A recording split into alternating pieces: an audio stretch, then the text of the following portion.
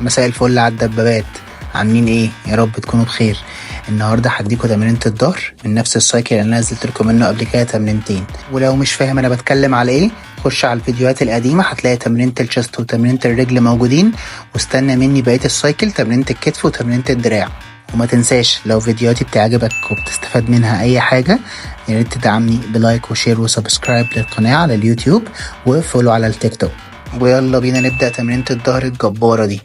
طبعا قبل اي حاجه هنتاكد ان احنا سخنا كويس جدا الابر بادي، ولو عايز تفهم تسخن ازاي الابر بادي هتلاقي برضو الفيديو موجود. ويا ريت لو عايز تلعب عقله في يوم الظهر يا ريت تتاكد الاول برضو انك سخنت كويس جدا، فممكن تبدا بيها بس بعد التسخين على طول تكون اول زاويه بالنسبه لك، او تكون في نص التمرينه او في اخر التمرين. يعني من الاخر ما تسخنش عقله، ما تبداش عقله قبل التسخين، غلط وهتجيب لك اصابه. هنبدا اول زاويه على مكنه الهاي رو، طبعا بنفس التكنيك اللي احنا كنا متفقين عليه قبل كده. 25 عده متقسمين، 5 عدات ايدك الاتنين مع بعض، 5 اليمين، 5 ايدك الاتنين مع بعض، 5 الشمال، 5 ايدك الاتنين مع بعض تاني. طبعا وانا بلعب كل ايد لوحدها، الايد التانيه هتكون ثابته فوق، بس اكون ساحب كتفي عليا شويه لورا، يعني من الاخر مشغل ظهري حتى في الايد الثابته اللي ما بتلعبش، اكون برضو مشغل ظهري، ما يكونش بس ساندها على كتفي وخلاص. ويلا بينا ندخل على طول على تاني زاويه وهي الشيست سبورت الدمبل رو. هننام على الكرسي كده على وشنا ساندين صدرنا كويس، ممكن تحط رجلك على الارض وممكن ترفع رجلك على الكرسي، تكون ركبتك هي نفسها على الكرسي، الوضع اللي يريحك عامه اعمله. وهنلعب طبعا بنفس التكنيك اللي احنا متعودين عليه، 25 عده متقسمين، 5 ايدك الاتنين مع بعض، 5 يمين، 5 ايدك الاتنين مع بعض، 5 شمال، 5 ايدك الاتنين مع بعض.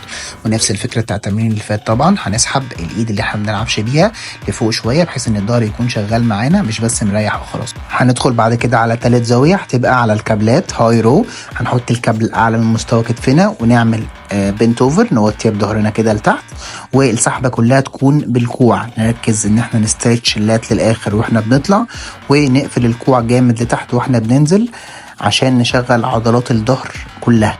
الزاويه الرابعه معانا هتكون على السيتد رو، السحب الارضي. هنحط الستريت المسطره ونمسك مقلوب منها من الاخر، ونخلي رجلنا ثابته وجسمنا ثابت على قد ما نقدر. ممكن ننزل معاه حاجه بسيطه كده بحيث ان احنا نستريتش اللات كلها على قد ما نقدر واحنا بننزل. وطبعا القفله فوق تبقى للاخر عند بطنك، عند سرتك كده بالظبط، وتخلي دايما السحبه بتاعتك بالكوع مش بكتفك. اخر زاويه هنفنش بيها تمرينة الظهر قبل الترايسبس هتكون ديد ليفت بس راك بولز، يعني هنخلي الزاويه اللي احنا هننزل بيها مش للاخر للارض، هننزل بس لحد ركبتنا ونطلع فوق للاخر. ممكن تلعبها بطريقتين، ممكن تلعبها على سميث زي ما انا بلعبها دلوقتي، او ممكن تلعبها بالبار الحر على الكيج او الراك بتاع السكوات، بس برضو نفس الفكره، تخلي نزلتك لحد ركبتك بس وتطلع فوق لحد الاخر. وحاول في كل عده تنزل للاخر وتسيب البار شويه يريح وتطلع بيه تاني. هندخل بعد كده على زاويتين ترايسبس. اول زاويه هتكون على الكابلات بالستريت، هوطي شويه لتحت زي ما انت شايف كده، كوعي ثابت، بستريتش للاخر فوق وبنزل للاخر تحت من غير طبعا ما احاول ان انا احرك كوعي. خش بعد كده على اخر زاويه في الترايسبس واخر زاويه في التمرينه كلها النهارده هتكون دمبل اوفر هيد ترايسبس، وانا قاعد على الكرسي 90 درجه بتاع الكتف. هثبت كوعي ثابت وانزل للاخر تحت خالص واطلع للاخر فوق من غير طبعا ما كتفي يتحرك ورا ولا قدام، عشان الترايسبس بس هي اللي تشتغل مش كتف. وما تنساش لو التمرينه عجبتك واستفدت منها يا ريت تدعمني بانك تعمل سبسكرايب لايك وشير وتفعل زر الجرس، واستنى بقيه السايكل تمرينة الكتف والدراع. واحلى مسا عليك يا دبابه.